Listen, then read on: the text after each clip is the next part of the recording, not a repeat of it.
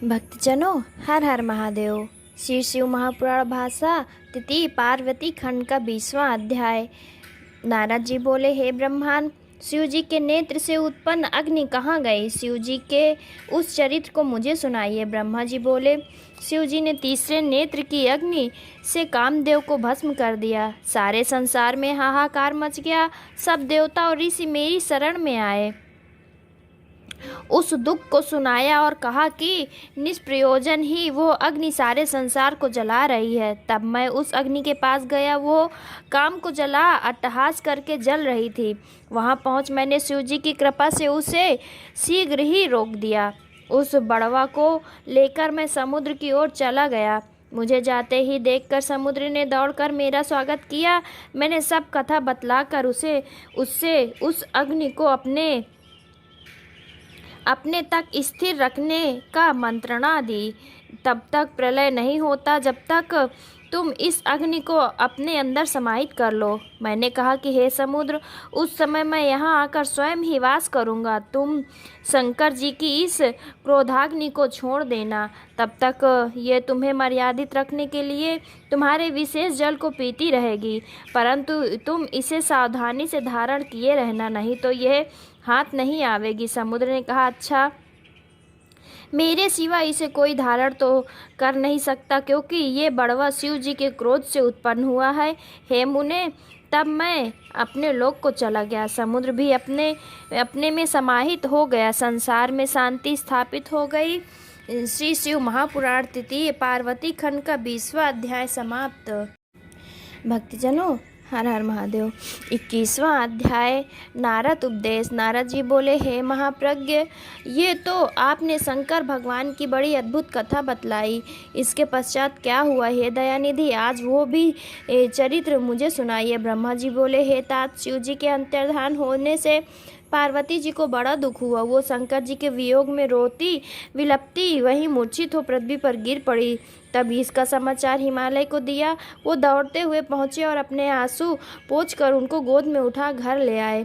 घर पर पिता सहित माता और भाई आदि पार्वती को बहुत समझाया, परंतु शिव जी के वियोग में वो किंचित किसी प्रकार की शांति नहीं प्राप्त की।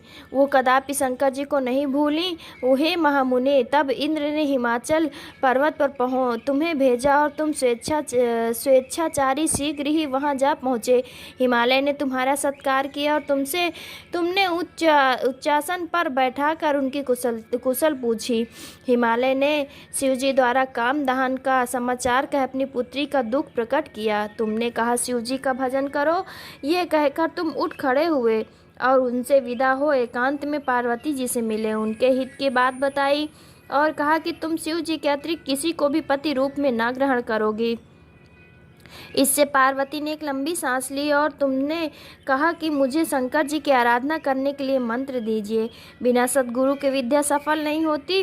तब तुमने शिव पंचाक्षरी मंत्र उनको प्रदान किया। उसका प्रभाव सुनकर उन्होंने कहा कि यदि तुम इसे जपोगी तो तुम्हारी इस आराधना से शिव जी शीघ्र ही प्रत्यक्ष हो जाएंगे। तुम तप करो, तब से शिव जी साध्य है। नारद, तुम पार्वती से ऐसा कहकर देवहित के लिए स्वर्ग चले गए और तुम्हारे द्वारा पंचाक्षरी मंत्र को प्राप्त कर पार्वती जी बहुत प्रसन्न हुई। तृतीय पार्वती खंड का 21वां अध्याय समाप्त। 22वां अध्याय पार्वती जी की तपस्या। ब्रह्मा जी बोले, हे देव मुनि, इस प्रकार कहकर जब तुम चले गए तब पार्वती जी ने शंकर जी को तप द्वारा साध्य समझकर अपनी जय विजया नामक सखियों को साथ लेकर अपने पिता के पास जाकर उनसे तप की आज्ञा मांगी। हिमालय ने उनको अनुमोद तो किया, परंतु ये भी कह दिया कि मैना से पूछ लेना, यदि ऐसा हो तो इससे बढ़कर क्या होगा। पार्वती जी ने उन दोनों सखियों को माता के पास भेजा। उन्होंने पार्वती जी का शिव जी के लिए तप करने की इच्छा प्रकट की और आज्ञा मांगी और यह भी कह दिया कि पिता ने आज्ञा दे दी है, अब आपकी आज्ञा चाहिए। सखियों की बात सुनकर मैना मौन हो गई। उन्होंने खिन्न होकर उन वाक्यों को स्वीकार न किया। तब पार्वती जी स्वयं ही विनय पूर्वक माता के पास हाथ जोड़े हुए आई और बोली, हे माता, शंकर जी की प्राप्ति के लिए मैं प्रभात ही तपोवन में तप करने के लिए जाना चाहती हूँ, मुझे आज्ञा दीजिए। तब पुत्री वियोग में खिन्न माता मैना ने पुत्री के समीप बैठकर कहा, हे शिवे, यदि तेरी तप करने की इच्छा है तो बाहर न जा, घर पर ही तप कर ले। मेरे घर में तो सभी देवता और तीर्थ विद्यमान हैं, तुम बाहर जाने की हट छोड़ दो, क्योंकि तुम्हारा शरीर बहुत कोमल और तप करना बहुत कठिन है।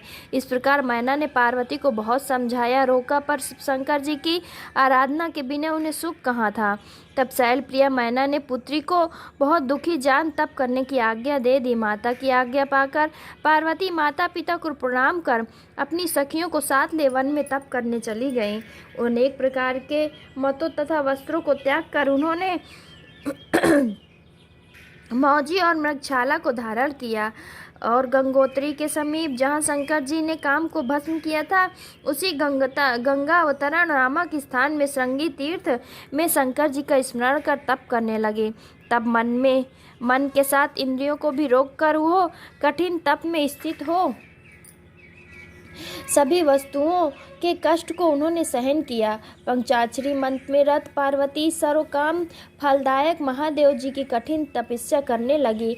उनकी तपस्या के प्रथम वर्ष में उन्होंने फल का भोजन किया, दूसरे में पत्तों का तथा तीसरे वर्ष में पत्तों को छोड़कर निराहार तप करना आरंभ किया। तब पर्ण का भी त्याग करने से देवताओं ने शिवा का नाम अपर्णा रखा। इस प्रकार एक पैर पर खड़े होकर पंचाक्षरी मंत्र को जपते हुए उनके केसों की जटा बन गई। पार्वती जी ने उस तपोवन में 3000 वर्ष व्यतीत किए। उनके इस कठिन तपस्या को देखकर चराचर सबको ही बड़ा आश्चर्य हुआ। तृतीय पार्वती खंड का 22वां अध्याय समाप्त। 23वां अध्याय शिवजी द्वारा पार्वती जी को सांत्वना। ब्रह्मा जी बोले, हे मुनीश्वर, इस प्रकार शिव जी को पाने के लिए जब पार्वती जी ने बहुत दिनों तक कठोर तप किया तब भी शंकर जी प्रकट न हुए। तब अपनी स्त्री पुत्री तथा मंत्रियों के साथ हिमालय वहां आकर तप करने वाली परमेश्वरी माता से कहा, हे पार्वती, रुद्र विरक्त इसी से तुमको दिखाई न पड़े, अतः इसके लिए तुम तप करके कुछ भी कष्ट न मानो और उठो, आओ घर चलो। तुम्हारा इस रुद्र से क्या प्रयोजन जो काम को पहले ही जला चुके हैं। निर्विकारी शिव तुम्हें ग्रहण करने नहीं आवेंगे, फिर तुम उनकी क्यों प्रार्थना करती हो। जैसे आकाश में स्थित चंद्रमा को कोई ग्रहण नहीं कर सकता, वैसे ही शिव जी दुर्गम है। इसी प्रकार मैना ने भी सती को बहुत समझाया। इसी प्रकार मैना ने भी पार्वती जी को बहुत समझाया और सत्यमेरु, मंदर और मैनाक ने भी समझाया तथा अन्य ने भी पार्वती जी को बहुत समझाया।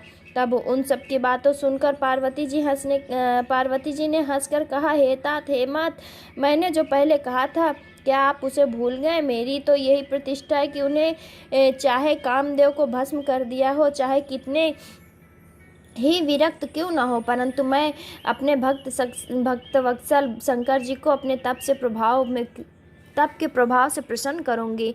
आप सब प्रसन्न हो घर जाइए, मैं अपने तप से शंकर जी को यहाँ बुलाऊंगी। ऐसा अपने माता पिता और भाइयों से कहकर पार्वती जी चुप हो गई।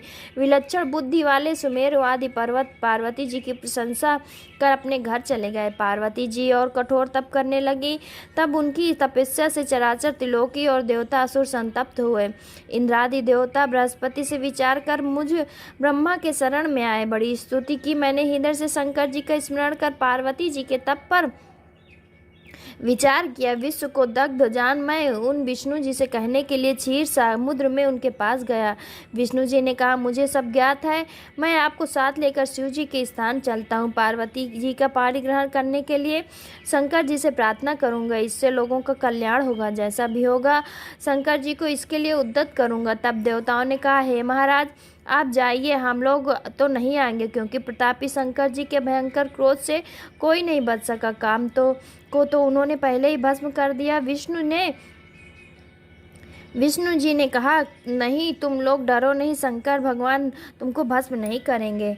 सब लोग विष्णु जी के साथ पहले उस स्थान में गए जहाँ पार्वती जी तप कर रही थी। उन्हें साक्षात सिद्ध स्वरूप समझकर सबने उनकी प्रशंसा की। फिर शंकर जी के स्थान पर गए देखा तो योगासन पर बैठे हुए परमेश्वर शंकर अपने गणों के साथ परिवेष्टित हैं। फिर तो सिद्धियों, मुनियों और देवताओं तथा विष्णु जी सहित मैंने भगवान शंकर जी को प्रणाम कर वेदों और उपनिषदों के सूत्रों से युक्त उनकी बड़ी स्तुति की। इति श्री शिव महापुराण भाषा तृतीय पार्वती खंड का 23वां अध्याय समाप्त। भक्तजनों, हर हर महादेव, हर हर महादेव।